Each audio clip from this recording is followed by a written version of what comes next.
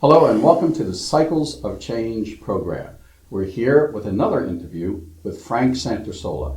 He has written a trilogy of exciting detective stories that will leave you spellbound. The first one was Miranda Writes, Honor and Justice. The second one is The Garbage Murders. And to complete the trilogy is his third book, Miranda Writes, Honor and Deceit. We're going to keep it real. Frank, welcome to the program, and thank you for joining us today. We did an interview before about the exciting story of the Garbage Murders and what was on there. It was what you called a fact-based fiction. Yeah, it's fact-based fiction based on my real-life experience. So Frank, tell us a little bit, what was your career in law enforcement? Where did it begin, and what stages, what positions did you hold? I started out in uniform as a patrolman. I transitioned from the police department to the district attorney's office, where I was a detective, we'll say like a first grade detective. Initially when I came in, I was doing white collar crime. One day I came in to work and my supervisor said, "Listen, Frank, tomorrow you're growing your hair and you're going to come in with jeans." Didn't ask too many questions. I came in the next day and he signed me to the intelligence division. He took me into a room with the 5 families of New York, the mafia families. Mm-hmm. And he said to me, pick a name out from one of the families. And I looked up and I saw a name that I liked because it sort of coincided with Miranda Writes. Yeah. Mike Miranda. Yeah. So I chose the name Frank Miranda.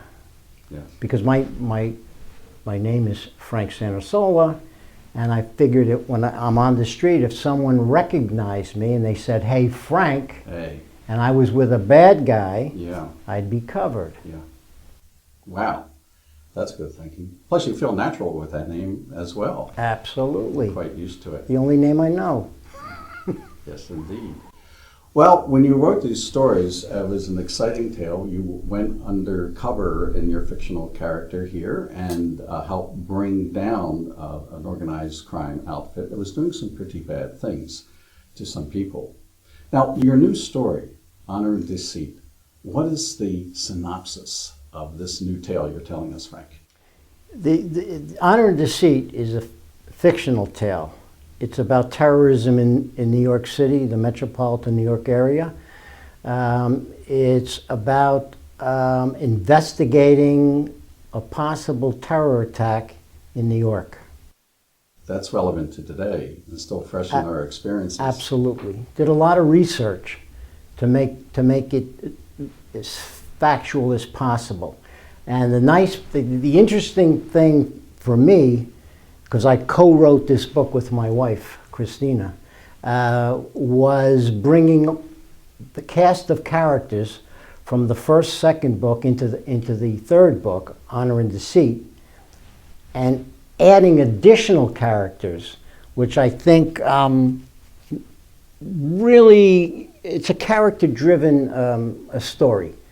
And I feel, because I'm personally involved in it as one of the writers, that it's probably, I feel, the best book that I've had a hand in writing. The characters are a little more in depth. I think some of them are, we'll say, ecumenical. They brought different races into the mix, and the storyline, it moves, it's exciting. And again, it's about terrorism and these people that in reality want to destroy our way of life, yes, living. Yeah. And that's what I wanted to write about. But you got the characters in there. You mentioned the characters because I found myself in the Garbage Murders, for instance. I found myself that there's some characters I actually truly cared about, to the point that I'm thinking, wow, this is actually based on someone in real life. I hope they're doing okay today. And to the point that in some cases, if this is inspired by somebody in real life, I hope they got justice for what they did. And I got caught up. And, the late Stan Lee, Mm-hmm. who created a lot of characters and who was a titan in the world of stories, action, adventure, said something about his heroes, his superheroes that he created. He said, unless the reader actually cares about them, you've got nothing. And I found myself so wrapped up in these characters. And now you're expanding on them in this new one. So we got the individual stories going on, while at the same time we got the story of us all, because terrorism and security is something that is our paramount concern right now. Absolutely. Absolutely. Honor and Deceit. Miranda writes Honor and Deceit. I was working on the manuscript for like 3 years, and I finished it. Because it's fictional, my two books are about myself and real life investigations that I participated in as a deep undercover cop. Honor and Deceit is fictional. So after I completed the novel, I said, Chrissy, would you please read it? I want an honest opinion. She read it. It took her a couple of days. I said, well, what'd you think? She said, Frankie, it sucks. So I said, all right, listen, do you think, because I know she's a reader, never a writer. I said, do you think that we could take this manuscript and work on it together and make it interesting and make it into a book that people would want to read? We spent a year together, rewriting Honor and Deceit. You're dedicated to this story. You're dedicated to making it quality and realistic. Well, I am, because one, it gives me something to do. It's a way of a relief of some of the things that I lived through. It's cathartic. There's a great quote from American history that goes that a man should do either one of two things in their life. Either write something worth reading or do something worth writing. What I'm excited about in these stories is you've effectively done both. I have. And the realism that you put in the book comes a lot from your experience, primarily from your experience. And then in this new story, if there's anything that was not close in your experience, you're going to research this, like what particular kind of tools are these terrorists using and everything like that, that it's so accurate to the point that this story didn't happen, but it could have, exactly the way it's described. So we're really getting a very realistic view of story and of life. Absolutely. It had to be real. It had to be accurate, because when people read it, especially what's going on today in reference to terrorism and how they attack, if it's not accurate, they're going to say, no, this isn't correct, it's not true, and it's going to bring the book down.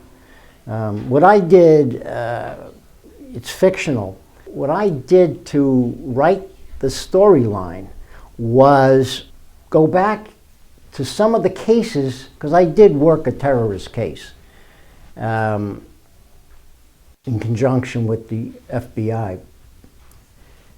What I did is I took a lot of the cases that weren't perhaps terrorist cases, and I turned it around into the storyline to make the crime of terrorists. So you're giving us an inside and outside point of view at the same time. Absolutely, yeah. So, wow.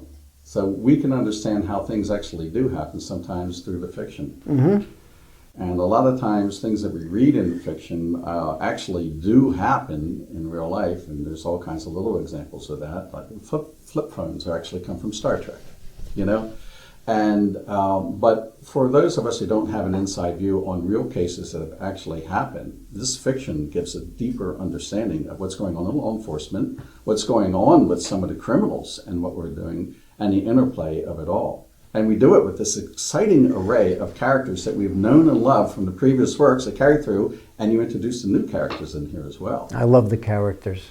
What inspired you to write in the first place? How it actually transpired was because I had infiltrated one of the organized crime groups, I was approached and I did a documentary called Family Values, the Mob in the Movies. And a lot of the soprano actors was in this. It was a docudrama, if you will, Yeah. about organized crime. Yeah. And I was in the law enforcement segment, and I did that film a few years ago. One day I'm home and I get a telephone call. There's a writer. He wants to write one of my stories he's interested in. He wrote Miranda Rights, Honor and Justice. Yeah. He tried to sell it to a publisher. He wasn't successful. And then I'm with a dear friend, a guy, he's like my brother, Sal Lafrere. He's an ex-NYPD detective. We just hit a bucket of golf balls sitting in a gin mill, throwing down some beer. And he read the manuscript. He said, you sound like a psychotic in this thing. That's not you. He said, why don't you try to rewrite the story? And I said, well, Sal, I suffer from dyslexia. I don't think I can write, He said, give it a shot. And I rewrote the manuscript and sent it out to a few publishing houses. And the way I understand it, I don't know, I'm not going to mention the publisher, but his wife reads all the manuscripts that come into his office. Yeah. She liked mine, and that book got published. The story is best told by you. You can't do it by proxy. You can't do it with a ghostwriter and anything like that. And people liked it so much, that's why we have the second book, The Garbage Murders, comes out, because we wanted more. And now the third one, and it's a trilogy at this point of a story that expounds ever more. And it's relevant to today. Absolutely. Mm-hmm. Are there surprises in the book, in the story? There are a lot of twists and turns, many surprises. My good fortune was that your wife, Tacey, read it. And I was like on pins and needles. That's why I didn't sleep last night. Because as someone that's creative, and I feel I'm a creative person, I had to be an infiltrator with wise guys. I mean, they see through you like glass. So in that vein, but anyway, it was my ego. I said, oh my God, I'm going to come in for this interview, and Tacey's going to say, it sucked, And that would but she loved it. And she loved the twists and the turns and the characters. Which is what happened with your previous books. Everyone gets caught up in the story. It's exciting, it's adventurous. We live vicariously, different parts of ourselves through the different characters that you put in there, and there's quite an array of them. And then the interplay. You look at how interesting it is to watch some of the documentaries that we have on television. It's like Forensic Files and Murder Files and everything like that. There's a little bit of an element of that. But just the story itself is exciting. Do you see a future continuing after this one? Possibly, but like the first book, Miranda Rights, Honor and Justice, I wanted to hit an audience, a small audience of policemen, because I wanted them, when they read the book, they'd say, you know what, I felt just like Frank felt in this situation. I wrote it for them. Yeah. Right? The second book, there's a subtext in every book, in all the books. The subtext is to influence society. Good and evil. Yep. Sacrifices that one might have to make to accomplish a mission. Yeah. And I accomplished the mission. My dad was an honest Italian-American guy that broke his back. I was going to say ass, but putting two knuckleheads through college. He was a bricklayer. Yeah. He wasn't involved in organized crime. Yeah. That was a major factor for me to write as an Italian-American, doing a job to maybe for my dad, or for all the honest people that have surnames of Italian descent, you know, that we're not wise guys. Yeah. There are a lot of Italian doctors, lawyers, professional politicians. That was a stigma that I really wanted to convey out there. And the good people are fighting back and doing something about those who are not so nice. Amen. That was my calling. Because we had a conversation, you and I told you, while I was in deep undercover capacity, and I worked for, you know, as a bookmaker, a numbers guy, etc. I used to go to church, and I used to pray to God. I said, God, you got to find another career for me. You got to get me out of this life. Personally, you know, I lost a lot, but I prayed, and every time I prayed, I got promoted. I'm not kidding you. So God must have been telling me, this is what I want you to do. Yeah, yeah. Because I could have been, I say, assassinated a number of times. Yeah. And you were. maybe I should have been, but I wasn't. I wasn't. He had his hand on my shoulder. Yes. And you did it for a reason, and now you can share it with us. Yeah, that's it. David, that's exactly what one of my motives for writing the book. So maybe people get maybe inspired to persevere in life, because life, as I said in the last interview, is a gift. You got to live it every day as a gift. Absolutely. And sometimes there's forces bigger and outside of ourselves in the interplay of things we can't see because we don't see the forest for the trees. We're there working every day. It all looks so clear if you look at it from above, looking down at it. But when you're in the maze, that's another story.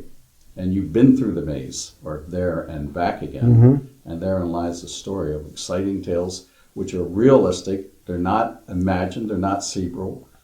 They're based on the experiences you've had, experiences that are out there and real. And we can understand more about life and the interplay of everything that's going on by looking at these real-life adventures told by somebody who's been there. How do you feel now that you have written the book?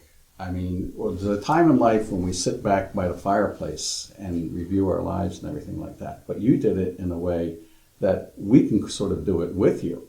How do you feel after writing the book about the adventures of your life? I want more adventures. I do. I get bored very easily, you know. I'm always looking for a new adventure. A new adventure. And fortunately for us, you found that new adventure with Miranda writes, Honor and Deceit. Yeah, absolutely. And maybe there'll be a new adventure for Frank Miranda in a fourth book. Well, if there is, we're going to want to talk about it. In the meantime, we get to share that adventure with you. With Frank Santorsola, Miranda writes, Honor and Deceit. Frank, thanks for sharing this with us, and everyone out there, do what I did, read his works. I guarantee you, you'll be spellbound. Thank you very much, David. Thank you, Frank. It's a pleasure.